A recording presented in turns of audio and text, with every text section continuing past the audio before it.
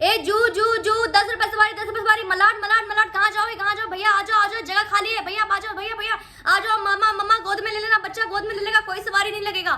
जी हाँ, मैं ऑटो में बिठा नहीं रही दोस्तों, ये हमारे प्रताप सरनायक जी हैं। सरनायक साहब कैसे हो, कैसे हो सर? जय महाराष्ट्र जी। आज से कुछ साल पहले आप शायद इसी तरीके से अपने ऑटो में सवारी बिठाते होगे, याद आया कुछ? दोस्तों ये प्रताप सरनायक बोले तो उर्फ एक्स ऑटो ड्राइवर जो रिक्शा चलाते थे पहले, आज से कुछ सालों पहले 1980 से 84-89 तक, जिन्होंने अपनी प्रॉपर्टी जो डिक्लेयर की थी वो लगभग 16 करोड़ की थी। लेकिन अब अगर हम 2019 की प्रॉपर्टी डिक्लेरेशन देखें उनके ठीक 10 साल बाद, तो लगभग 800% की बढ़ोतरी हो जाती है। तो सरनायक जी आप बताएंगे ऐसी कौन सी लॉटरी लगी और अपने घर में या अपने ऑटो की डिक्की में या अपने ऑटो की सीट के नीचे ऐसे कौन से पेड़ उगा लिए आपने जो फट के वो 800% के ऊपर बढ़ोतरी हो गई और आपकी प्रॉपर्टी लगभग जो 2019 में आपने जो अपने नॉमिनेशन में प्रॉपर्टी डिक्लेरेशन किया है उसमें 143 करोड़ है।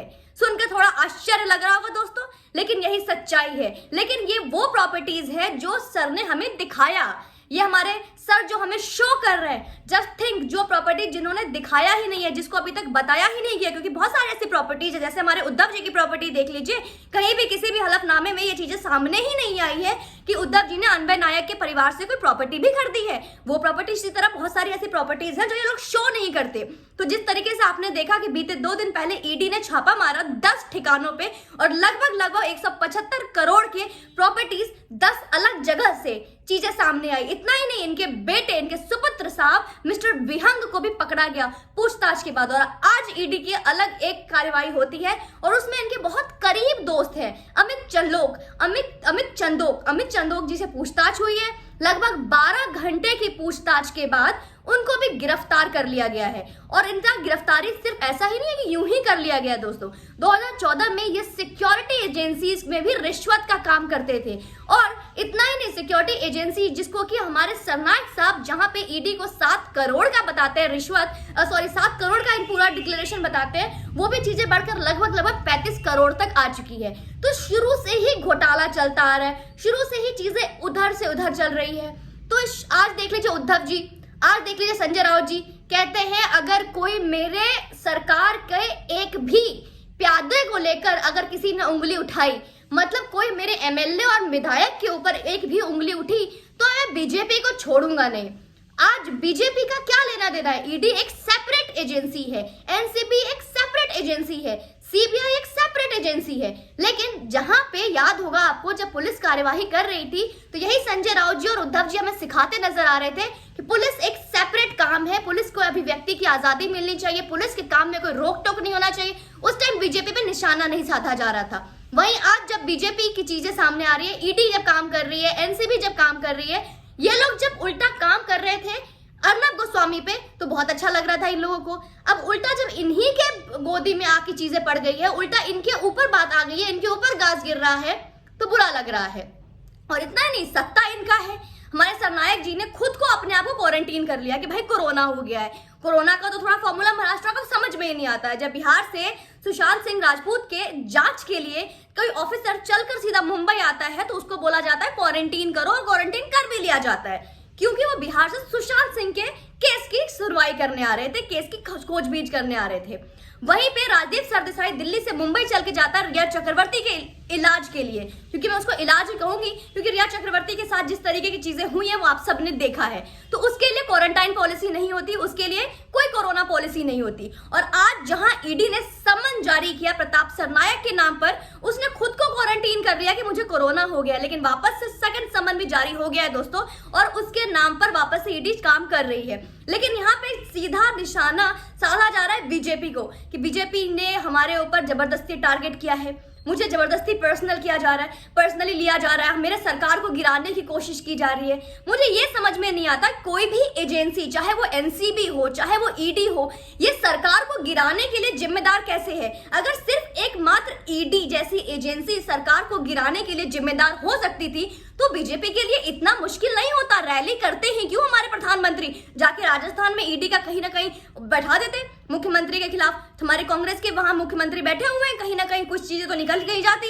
इतना ही नहीं, जाके मध्य प्रदेश में दिखा देते। बहुत सारी जगह ऐसी चीजें हैं जहां पे हर जगह ईडी की एजेंसी और अलग अलग एजेंसीज बिठा दो, सरकार का घोटाला निकल जाएगा, सरकार गिर जाएगी, है ना उद्धव जी। और जहां तक बात रही सरकार और बीजेपी की, अरे बीजेपी की सरकार में फाइनेंस मिनिस्टर बैठे हुए हैं हमारी सीतारमण जी। सबसे पहले तो आपके घर में घोटाला होगा, क्योंकि इससे पहले अनबन नायक जी और जमीन में बीएमसी की प्रॉपर्टीज में कितने घोटालेबाजी हुई है। 900 करोड़ की कहानी हम अभी भूले नहीं है, अगर आप सोच रहे होगे तो। ये 900 करोड़ के घोटालेबाजी और अनबन नायक की प्रॉपर्टी जो लेन देन हुई थी, इन सब के बारे में अगर आपके खुद की पत्नी से अगर जांच पड़ताल होने लगे, और सीतारमण जी जो बीजेपी में फाइनेंस मिनिस्टर और पूरे भारत की फाइनेंस मिनिस्टर है, अगर वो खोजबीन छानबीन करने लगे तो ये घोटालेबाजी सीधे आपके घर पे आएगी। और सरकार का तो पता नहीं, लेकिन आपका घर जरूर डमाडोल हो जाएगा। तो आप लोग किस तरीके की टिप्पणी कर रहे हो? एक ऑटो ड्राइवर जो आज से कुछ सालों पहले आपका विधायक बनता है, उसकी प्रॉपर्टी का अनुमान लगाना आज हम लोगों के लिए नामुमकिन हो गया है। इससे हम अंदाजा लगा सकते हैं किस तरीके से इन लोगों ने गरीबों का पैसा मार के अपने घर के खजाने भरे हैं। और बात करते हैं ये लोग सरकार के टाइम में, सरकार जब से आई है बीजेपी, जीडीपी खराब हो गई है। सरकार जब से आई है महंगाई बढ़ गई है। सरकार जब से आई है अनएम्प्लॉयमेंट बढ़ गई है। अरे कैसे नहीं बढ़ेगी, अरे कैसे नहीं बढ़ेगी? ये नेता लोग को समझ में नहीं आता, गरीबों के पैसे मार मार के आपने अपने खजाने भर रखे हैं। जब ये ऑटो चला रहे थे तब इन्होंने सोचा एक बार कि आप जब ऑटो चलाते थे तो सवारी के पैसे कितने लेते थे एक जगह से दूसरे जगह पहुंचाने का? सरनायक जी आपसे बात कर रही हूं मैं, अगर आपको मेरी आवाज सुनाई दे रही है तो सुन लीजिए। आपको याद है कितने पैसे लेते थे सवारी से? उस वक्त आपको अपनी औकात याद आई थी? आज आपकी औकात इतनी ज्यादा है कि आप अपनी मर्जी से क्वारंटीन हो जाते, क्योंकि आपके ऊपर उद्धव जी का हाथ है, आपके ऊपर आपका सरकार है। लेकिन ये जो मनमानी है, तानाशाही है, जो कुछ भी करते हो आप लोग, खुद को क्वारंटीन कर लेते हो, आपके घर में इतनी सारी प्रॉपर्टीज पे छापेमारी होती है तो उस पर आप बोलते हो बीजेपी जिम्मेदार है। मतलब आज खुद के थाली में छेद है।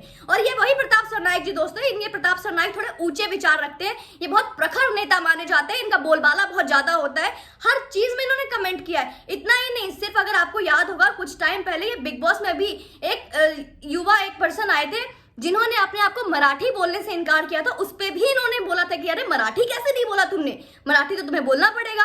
कंगना रनौत पे भी अटैक किया था, सुशांत सिंह राजपूत पे भी अटैक किया था, अर्नब गोस्वामी पे भी अटैक किया था।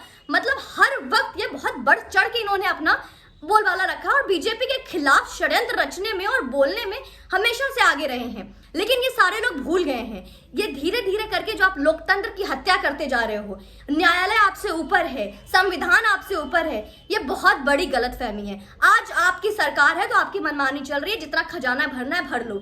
दोस्तों इतना ही नहीं, ये हॉस्पिटैलिटी डिपार्टमेंट में भी बहुत ऊपर है। कई होटल्स है इनके, कई क्लब्स है इनके, कहाँ से आ गए? मतलब कौन सा ऐसा ऑटो कहाँ लेकर चले गए? कुछ खुलजा सिमसिम वाले में चला गया था क्या आपका ऑटो? कि मतलब ऑटो लेकर गए, खुलजा सिमसिम हुआ, अंदर खजाना मिल गया, या क्या कोई चिराग मिल गया था, अलादीन का चिराग, ऑटो चलाते चलाते टकरा गया। अरे ये क्या, ऐसी रोशनी कहाँ से आ रही है? अरे तो कुछ है, कुछ ऐसे रगड़ दिया आपने और सीधे उद्धव जी के झोली में आके गिर पड़े और उद्धव जी ने आपको यूं राजा बना दिया। मतलब ये चीजें समझ में नहीं आया। और ये बात तय है दोस्तों, ईडी भी इसका ठिकाना नहीं पता कर पे आएगी, क्योंकि 10 साल में 800% की प्रॉपर्टी की बढ़ोतरी शायद ईडी का भी सर चकरा गया होगा। तो ये आप समझिए और आप जानिए, क्योंकि ये तो वो बातें हो गई तो खुलेआम कहते हैं दहशत में रखना चाहते हैं पूरे महाराष्ट्र की जनता को, खुलेआम बोलते हैं हिंदुस्तान के सामने 5 साल तो छोड़ो, आने वाले 25 साल तक मैं बीजेपी को सरकार में नहीं आने दूंगा। यहाँ बात सरकार या बीजेपी की नहीं है दोस्तों, यहाँ बात ये ध्यान देने वाली है कि ये महाराष्ट्र की जनता को खुलेआम धमकी दे रहे हैं कि आने वाले 25 साल तक अगर किसी ने बीजेपी को वोट देने की कोशिश की तो उसका अंजाम वही होगी जो सुशांत सिंह राजपूत के साथ हुआ, उसका अंजाम वही होगा जो दिशा साल्यान के साथ हुआ, या उसका अंजाम वही होगा जो एक्स नेवी ऑफिसर के साथ दिन दहाड़े एक कार्टून शेयर करने पर हुआ। तो ये चीजें महाराष्ट्र की जनता को समझनी होगी, क्योंकि हिंदुस्तान तो समझ चुका है, भारत की जनता की तो आंखें खुल चुकी है और हम तो इंतजार कर रहे हैं सिर्फ और सिर्फ राष्ट्रपति शासन लागू होने का, क्योंकि उद्धव जी का तानाशाही अब नहीं चलेगी। और ये हम खुलेआम बोलते हैं, उद्धव जी आपको मुझे उठवाना है उठवा लो, हम खुलेआम बोलेंगे नहीं चलेगी, नहीं चलेगी, उद्धव सरकार तेरी तानाशाही नहीं चलेगी। दोस्तों जय हिंद, वंदे मातरम। जवाब दे और कैलकुलेशन करने मत बैठ जाना, ये 800% ये प्रतिशत वाली बढ़ोतरी नहीं समझ में आएगी। मैंने कोशिश नहीं की, आप भी मत करना। जय हिंद दोस्तों।